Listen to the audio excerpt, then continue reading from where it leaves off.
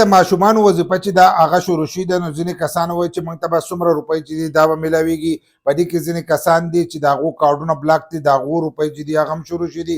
ځینې نوي کسان دي چې هغه به په اولنۍ پیر رالي. ځینې داسې زاړه کسان دي چې د مخکې نه هم راغستلې او اوس په ورته هم دغه روپۍ میلاویږي. خو ځینې دا تپوس کوي چې موږ ته به څومره روپۍ میلاویږي. نو په دې ویډیو کې له معلومات چې دی هغه در کوم، خو دا ویډیو معلوماتي او د غریبانو دپاره دا ویډیو راوالی دا مخکې شیر کوي چې نورو کسان ته هم ور ورسي. ځینې کسان به اوس هم نه خبر، د دې نه مخکې موږ هم په دې باندې ویډیو چې دا هغه اپلوډ کړی چې د ماشومان وظیفه چې دا هغه شروع شوي ده او تاسو د خپلو ماشومانو وظیفه چې دا هغه راغستی شئ. هغه کومو کسانو کارډونه بلاک کړي هغې هم راغستی شي. کم کسان چې نوي کسان دي او هغو خپل ماشومان په دې کې رجسټر کړي 15-16 میاشتې شوي یا یې د دې نه سیوا ورځې شوي او هغو ته د ماشومان وظیفه نه میلاو شي، نو هغو ته به هم میلاویږي. او په دې کې ځینې زاړه کسان دي چې هغو ته خو پته ده چې موږ ته د ماشومان وظیفه میلاویږي، نو هغه هم راغستی شي. خو په هغې کې ما تاسو ته دا ویلو په تېره شوي ویډیو کې، په دې کې راته دوباره هم ځکه ځینې کسان هغه ویډیو ونه ګوري، نو د کومو کسانو چې ویریفیکیشن وشي هغو ته دا روپۍ میلاویږي.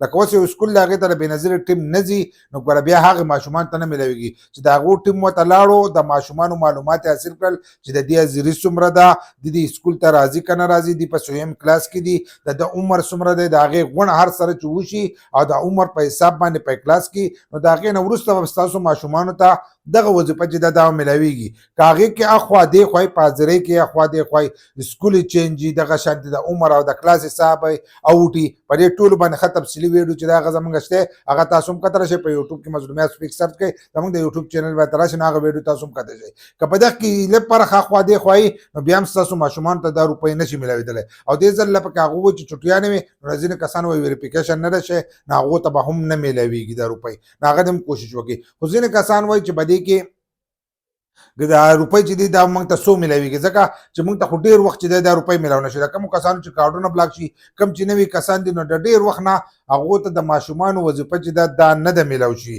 او دې ځل چې دا حکومت دی، نو دې پکې لکه بدلي چې دی دا هم راوستې، وار وار سره پکې بدلي راولي. دلته کې کله ووایي چې ډبلې روپۍ به ورکوو، بیا هغه ډبلې روپۍ چې دی دا میلاو نه شي. نو اوس هغه وایي چې دا به د 9 میاشتو میلاویږي. د کومو کسانو چې کارډونه بلاک دي او هغو نه یې اخیستي نه یې اخیستې، نو هغو ته به د 9 میاشتو روپۍ چې دي دا میلاویږي. لکه 3 ډبلې اخیست چې دی دا به تاسو ته میلاویږي. نو تاسو به راته وایئ چې تاسو ته څو روپۍ میلاو شوې، د هغو له طرفه خو دغه وینا شوې ده. خو که تاسو روپۍ راخلئ، نو په هغه ټایم کې چې دی رسید به لازم راخلئ، چې رسید راواخلئ نو تاسو ته پته لګي. داسې نه چې عکس تاسو سره دوکه وکړي بل لا چې دا روپۍ به تاسو ته په دوکانونو کې میلاویږي. نو اکثر ځینې کسان چې دی هغه دوکه د سړي سره کوي. نو هر کله چې روپۍ راغلې، نو عکس ته وایي چې رسید راولئ، یا د هغو سره چې کم ډیوایس وي، کم موبایل په شان د هغه ورسره وي، تاسو چې پکې ګوته لګوئ، نو هغې ته ګورئ چې په هغې کې څو روپۍ دي او تاسو ته څو روپۍ چې دي دا میلاو شوې. نو دغه هر سره چې دي دا به لازم کوئ. نور د هغو له طرفه ولې چې د 9 میاشتو به میلاویږي. کومو کسانو چې په لږ وخت کې راغستي هغو ته به د یوې سنګل چې دی دا میلاویږي، او ځینې کسان ته به ډبل بیا د هغو په حساب باندې چې دی